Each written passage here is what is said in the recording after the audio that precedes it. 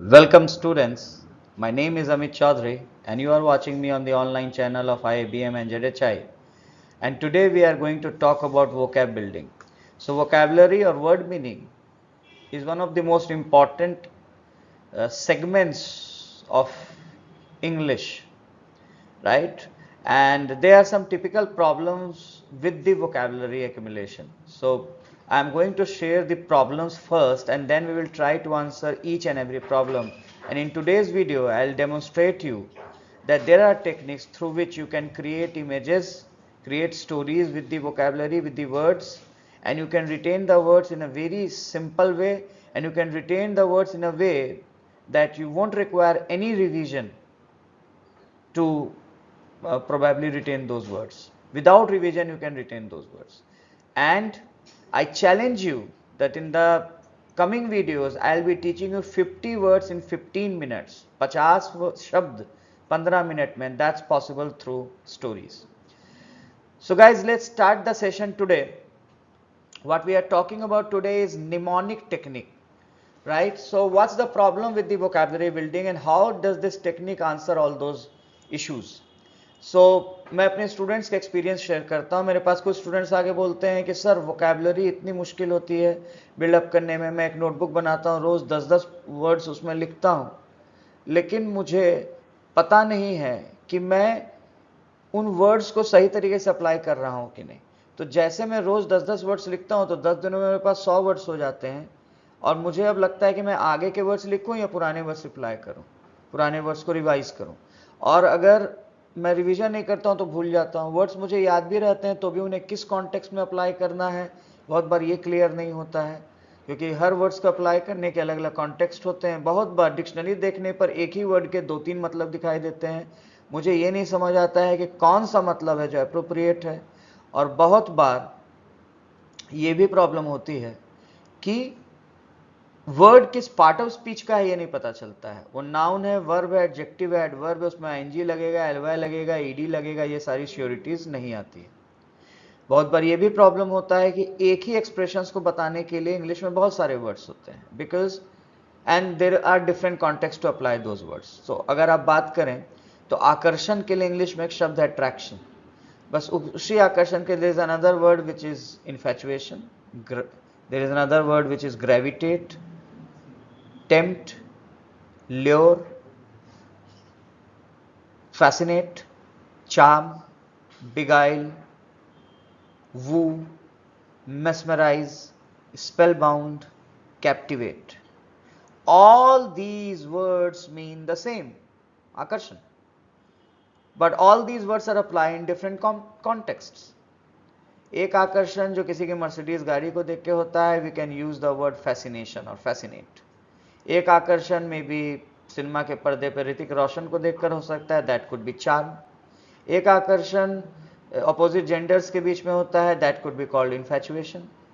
एक आकर्षण ठेले पे रखे हुए गोलगप्पे को देखकर होता है, that could be called temptation. एक आकर्षण में भी पहाड़ की चोटी को देखकर हो सकता है, बहती हुई नदी को देखकर हो सकता है, that will be called captivating. So there could be a different word to apply in a different context, and you have to be conscious about that particular word to be applied in that particular context. तो words को कैसे याद करें कि कम समय में याद हो जाए, बिना रिवीजन के हमें याद हो जाए, उनको हम अप्लाई करना सीख जाएं, इंटरेस्टिंग तरीके से याद हो जाए, और ऐसे याद हो कि हम उनको हमेशा कॉन्फिडेंटली सही कॉन्टेक्स्ट में यूज कर सके. इसके लिए मैं एक टेक्निक आपके लिए लेकर आया हूं जो आपको सामने दिख रहा है, and that's mnemonic technique. Mnemonic technique is very crucial. Why? Because this technique can teach you many words in a very simple way. So mnemonic technique के थ्रू मैं आपको कुछ 4-5 वर्ड्स यहाँ पे बताने वाला हूँ जो आपके सामने लिखा हुआ है. You can see there is one word which is jettison, egalitarian, and then you have jettison, and then you have fastidious, and then you have altruist, and then you have philanthropist. Let's try to create an image with those words so that we can apply a mnemonic technique and can memorize these words. Right? So let's start with say egalitarian. Now egalitarian को याद करने के लिए मैं आपको एक कहानी सुनाऊंगा और उसको आप मेरे साथ सुनेंगे और साथ साथ इमेजिन करते जाएंगे. Suppose you are standing on the terrace of your house and you are watching the moon, and it's a full moon, and you find some spots, some black spots on the moon, and you think whenever you see the black spots on the moon, you keep on thinking ये spots यहाँ पे क्यों हैं. आपको याद आता है दादी ने बोला था कि चांद पे कोई खरगोश रहता है, वही धब्बे के रूप में नजर आता है. नानी ने बोला था कि चांद पे कोई बुढ़िया चरखा काटती है, वही नजर आती है. आपने सोचा कि मैं खुद चांद पे जाके पता करूंगा कि चांद पे ऐसा क्या है जो इतने धब्बे के रूप में नजर आता है. तो आप चांद की तरफ उड़ने की कोशिश करते हैं और आप हाथ उठाते हैं और चांद की तरफ उड़ने लगते हैं, क्योंकि आपने एवेंजर सीरीज की इतनी मूवीज देखी है कि आपके अंदर उड़ने की ताकत आ गई है. आप उड़कर चांद पे पहुंचने की कोशिश कर रहे हैं और अब चांद पे पहुंच गए हैं और अब चांद पे इधर उधर घूम रहे हैं और अचानक आप चांद के एज पे जाते हैं और चांद के एज पे आपको दिखाई देता है कि एक बहुत बड़ा ईगल बैठा हुआ है. वो ईगल अपने पंख फैलाकर धरती को देख रहा है. आप भी उस ईगल के बगल में खड़े होकर धरती को देखने लगते हैं. आप ये सोचने की कोशिश कर रहे हैं कि ये ईगल धरती को क्यों देख रहा है, तो आप भी धरती को देखने लगते हैं.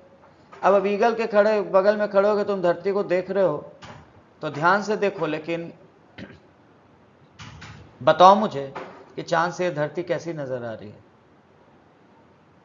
थोड़ा सा और झुककर ध्यान से देखो, गिरना मत, धरती कैसी नजर आ रही है. तो तुम बोलोगे धरती मुझे ब्लू नजर आ रही है, एक ब्लैक स्काई में एक ब्लू धरती. मेरा सवाल है तुमसे कि तुम अगर कितना भी झुक कर देखो, क्या तुम्हें इस धरती पे कोई हिंदुस्तान, कोई ईरान नजर आ रहा है? नहीं.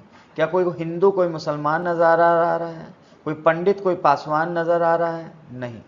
यानी जब तुम उस ईगल के बगल से इस धरती को देखते हो तो ये धरती पे कोई देश, सरहद, जात, धर्म, छोटा बड़ा, अमीर गरीब कुछ नहीं नजर आता है. और उसी इगैलिटेरियन का जो ईगल है, वो ईगल इस इगैलिटेरियन के शुरुआत में है. हालांकि मैं तुम्हें बता दूं कि उस ईगल की स्पेलिंग बिल्कुल अलग होती है. That eagle has a different spelling all together. That is EAGLE. So that's a different spelling, right? But try to associate that eagle with this egalitarian, और सोचो egalitarian वो इंसान होता है जो उस ईगल की नजर से धरती को देखता है. और जब तुम उस ईगल की नजर से इस धरती पे देखोगे तो धरती पे तुम्हें कोई जात धर्म कुछ नहीं नजर आएगा. तो egalitarian मतलब एक ऐसा इंसान who does not discriminate between people. Egalitarian person is a sort of socialist person, समानतावादी, समदृष्टा, लोगों को बराबर और एक नजर से देखने वाला. Now the next word which is there so is jettison. तो let's now memorize jettison. तो तुम egalitarian का मतलब समझ गए, समानता की नजर से देखने वाला. Someone who believes in humanitarian and equality of humanitarian concepts and equality of people.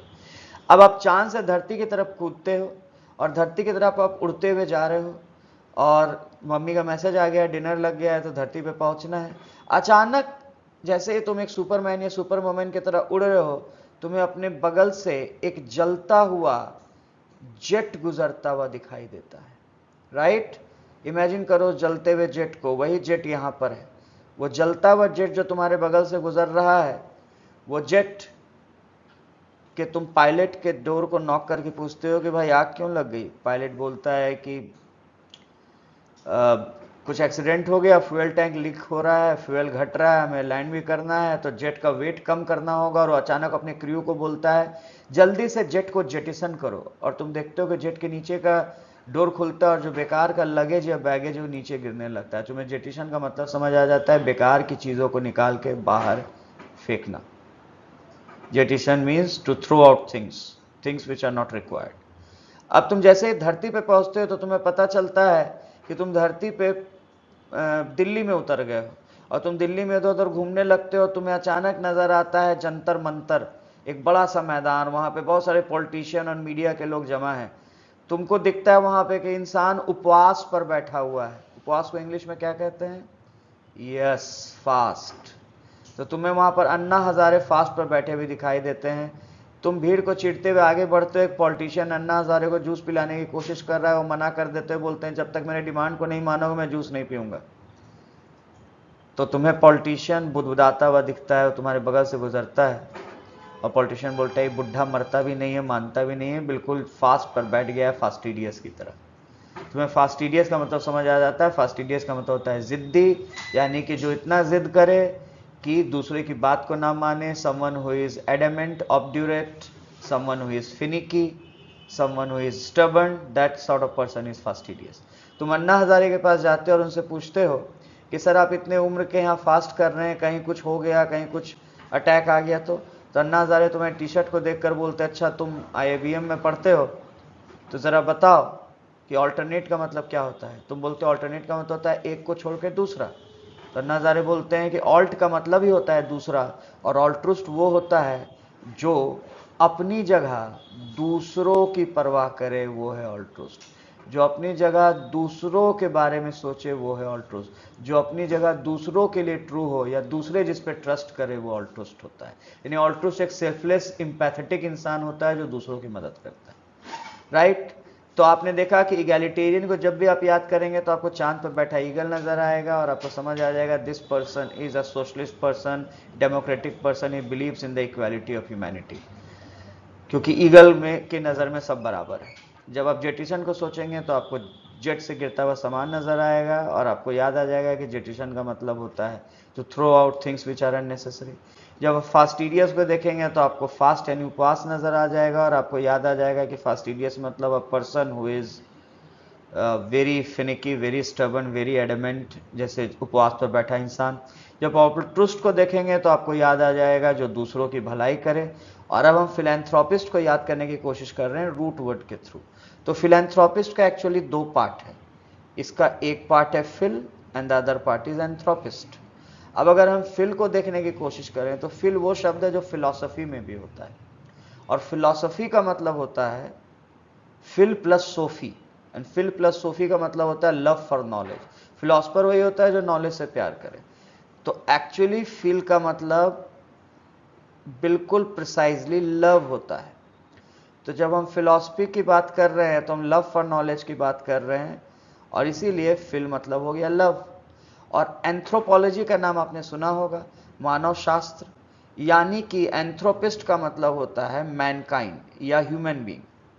तो दोस्तों अब आपको पता चल गया है कि फिलैंथ्रोपिस्ट का मतलब वो होता है जो लव फॉर मैनकाइंड रखे, यानी जो मानवता से प्यार करे।